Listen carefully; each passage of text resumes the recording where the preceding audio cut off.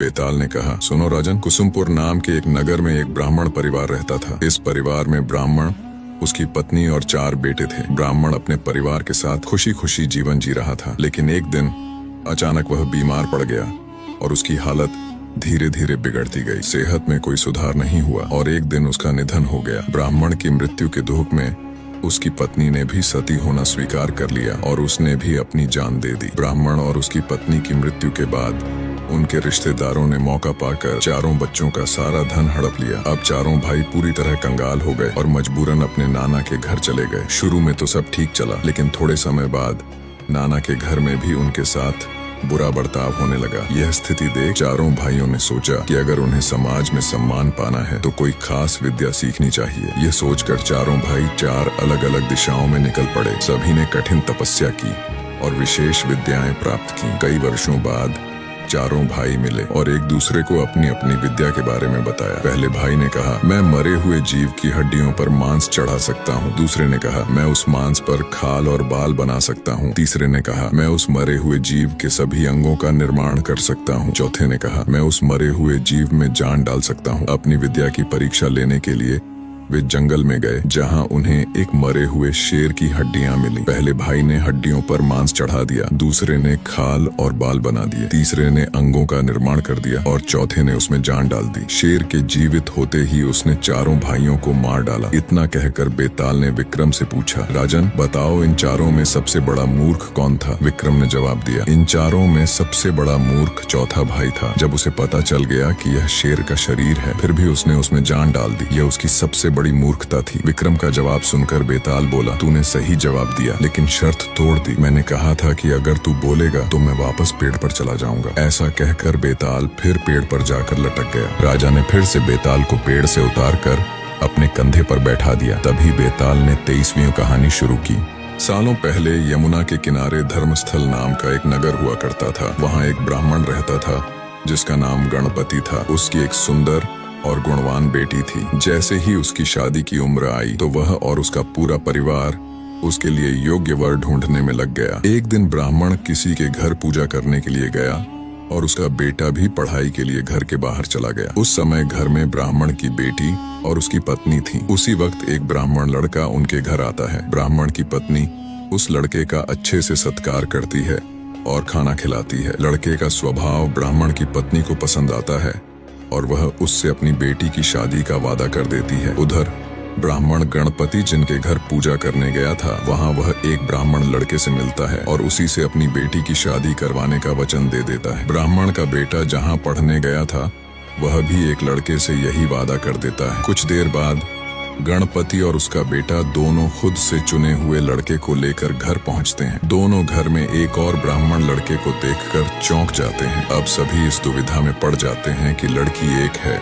और शादी का वादा तीनों ने अलग अलग लड़कों से कर दिया है। अब क्या होगा? लड़की का विवाह किससे करवाएंगे? इस दुविधा के बीच एक पड़ोसी उनके घर खबर लेकर आता है कि उनकी बेटी को मोहल्ले में ही सांप ने काट लिया है। भागा भागा पूरा परिवार और तीनों ब्राह्मण लड़के लड़की के पास पहुंचते हैं, लेकिन तब तक लड़की की मौत हो जाती है। यह देखकर तीनों लड़के दुखी हो जाते हैं। कुछ देर बाद लड़की का परिवार और तीनों ब्राह्मण मिलकर उसका अंतिम संस्कार करते हैं। लड़की के क्रियाकर्म के बाद एक ब्राह्मण लड़का उसकी हड्डियां लेकर जंगल चला जाता है। दूसरा उसकी राख को इकट्ठा करके पोटली में बांधकर श्मशान घाट में झोपड़ी बनाकर रहने लगता है। तीसरा श्मशान घाट से निकलकर लड़की के गम में देश देश योगी बनकर घूमने लगता है। एक दिन अचानक योगी बनकर घूम रहा ब्राह्मण किसी तांत्रिक के घर पहुंचता है। ब्राह्मण को घर में देखकर तांत्रिक खुश होता है और उसका सत्कार करता है। तांत्रिक ने योगी से अपने घर में ही रहने के लिए कहा। तांत्रिक की जिद देखकर योगी वहीं रुक जाता है। एक दिन तांत्रिक अपनी विद्या में बहुत लीन था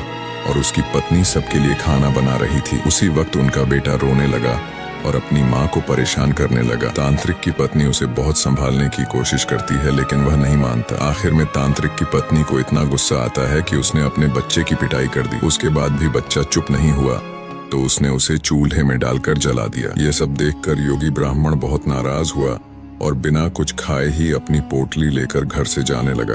इतने में तांत्रिक आता है और योगी से कहता है, महाराज खाना तैयार है, आप इस तरह गुस्से में बिना खाए यहाँ से न जाएं। गुस्से में योगी ने कहा, मैं इस घर में एक पल भी नहीं रुक सकता। जहाँ ऐसी राक्षसी रहती हो वहाँ मैं कैसे कुछ कर सकता हूँ। इतना सुनते ही तांत्रिक झट से चूल्हे के पास जाता है और एक किताब से मंत्र पढ़कर अपने बेटे को जिंदा कर देता है। यह सब देखकर योगी हैरान रह जाता है। उसने सोचा कि अगर यह किताब मेरे हाथ लग जाए तो मैं उस लड़की को जीवित कर सकता हूँ। योगी यह सोच ही रहा था कि उधर तांत्रिक अपने बेटे को जीवित करने के बाद फिर से खाना खाने का आग्रह करता है। योगी खाना खाता है और वहीं रुक जाता है। अब योगी के दिमाग में बस यही चल रहा था कि किसी तरह से उस किताब को हासिल कर ले। सोचते सोचते रात हो जाती है। सब खाना खाकर सो जाते हैं। आधी रात को योगी उस मंत्र वाली किताब को लेकर तांत्रिक के घर से सीधे श्मशान घाट पहुंचता है। वहां वह सबसे पहले झोपड़ी बनाकर रह रहे ब्राह्मण को बुलाता है और उसे सारी कहानी सुनाता है। इसके बाद दोनों मिलकर फकीर बने ब्राह्मण को ढूंढते हैं। फकीर ब्राह्मण के मिलते ही योगी ब्राह्मण दोनों से कहता है कि लड़की की हड्डी और राख लेकर आओ, मैं उसे जिंदा करूंगा। दोनों ऐसा ही करते हैं। राख और हड्डी इकट्ठा करने के बाद लड़की को जलाए हुए जगह में योगी मंत्र पढ़ता है और लड़की जिंदा हो जाती है। यह देख तीनों ब्राह्मण खुश हो जाते हैं। इतनी कहानी सुनाकर बेताल चुप हो जाता है। कुछ देर बाद वो राजा विक्रम से पूछता है, बताओ वह लड़की किसकी पत्नी हुई? विक्रमादित्य बेताल के दोबारा उड़ने के डर से जवाब नहीं देते। गुस्से में बेताल कहता है, देखो अगर तुम जवाब पता होते हुए भी नहीं दोगे तो मैं तुम्हारी गर्दन काट दूंगा, जल्दी से जवाब दो। इतना सुनते ही राजा बोलता है, जो ब्राह्मण श्मशान में कुटिया बना कर रहा था वह उसकी पत्नी हुई। बेताल पूछता है, कैसे? तब विक्रमादित्य जवाब देते हैं, जो हड्डी चुनकर फकीर बन गया उसका बेटा हुआ। जिसने तांत्रिक विद्या से उसे जीवित किया वह उसके पिता समान होगा, और जो उसकी राख के साथ जीवन जी रहा था वही उसका पति हुआ। जवाब सुनते ही बेताल ने कहा, राजन तुमने बिल्कुल सही उत्तर दिया है, लेकिन शर्त के मुताबिक तुम्हें मुंह नहीं खोलना था, इसलिए मैं दोबारा उड़ रहा हूँ। इतना कहकर बेताल दोबारा पेड़ पर जाकर लटक जाता है और राजा विक्रम उसे फिर से पकड़कर चलने लगते हैं। तभी बेताल 24वीं कहानी सुनाता है। बेताल कहता है, बहुत समय पहले की बात है।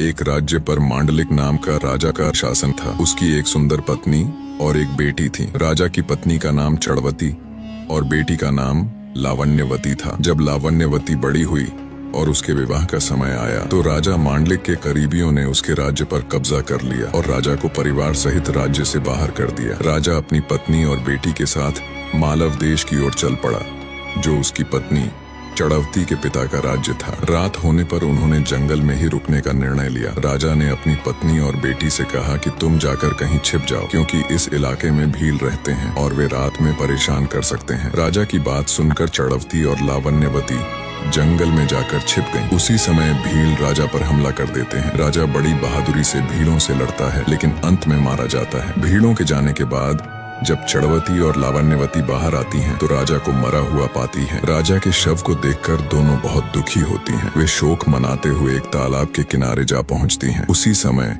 चंड सिंह नाम का एक साहूकार अपने बेटे के साथ वहां से गुजरता है। उसे रास्ते में दो महिलाओं के पैरों के निशान दिखाई देते हैं। यह देखकर साहूकार अपने बेटे से कहता है, अगर ये स्त्रियां मिल जाएं तो जिससे चाहो तुम शादी कर लेना। बेटा कहता है, पिताजी छोटे पैर वाली उम्र में भी कम होगी, इसीलिए मैं छोटे पैर वाली से शादी करूंगा, आप बड़े पैर वाली से कर लेना। साहूकार की शादी की इच्छा नहीं थी, लेकिन बेटे के बार बार कहने पर वह राजी हो जाता है। फिर दोनों उन पैरों के निशानों वाली महिलाओं को ढूंढने लगते हैं। जब वे तालाब के पास पहुंचते हैं तो उन्हें वे सुंदर महिलाएं दिखाई देती हैं। साहूकार उनसे परिचय पूछता है तो रानी चड़वती उसे अपनी कहानी बता देती है। कहानी सुनकर साहूकार दोनों को अपने घर ले आता है। संयोग से रानी चड़वती के पैर छोटे और लावण्यवती के पैर बड़े थे। इस तरह साहूकार का बेटा चड़वती से और साहूकार लावण्यवती से शादी कर लेता है। आगे चलकर दोनों की कई संतान होती हैं। बेताल पूछता है, अब इन दोनों की संतानों का आपस में रिश्ता क्या होगा? इस सवाल का जवाब विक्रम को नहीं सूझता, इसलिए वह चुपचाप आगे बढ़ता रहता है। बेताल कहता है, राजन अगर तुम्हें इसका जवाब नहीं पता